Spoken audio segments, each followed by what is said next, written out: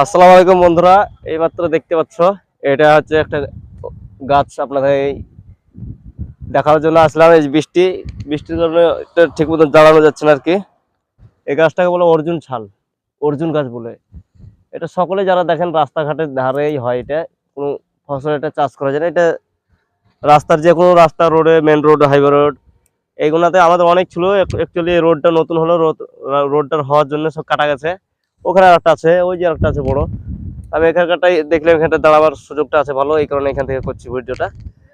তা আপনাদের এই গাছটা ছালটা দেখতে পাচ্ছেন অনেক কিছু কাজে লাগে।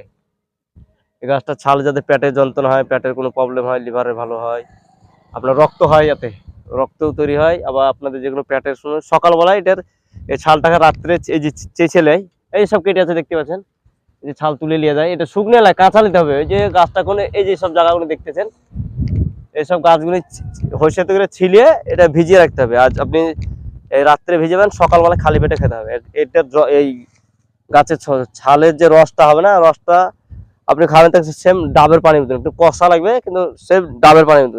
ওই পানিটা সকালবেলায় খালি পেটে খেতে হবে। খালি পেটে খেলে আপনার পেটের লিভারের যে কোনো পেটের অনেক কিছু সমস্যা ভালো হয়, আপনার শরীরের রক্ত পরিষ্কার থাকে। হ্যাঁ, এখান থেকে আমি সমাপ্ত করছি। আর একটা জিনিস এখানে দেখাতেন, তার একটু অ্যাকচুয়ালি এখানে দেখাচ্ছি না। এইখান থেকে এটা থেকে আমি সমাপ্ত করছি। আপনারা সকলে মনোযোগ দিয়ে শুনবেন, দেখবেন আপনাদের অনেক ফলাফল পাবেন।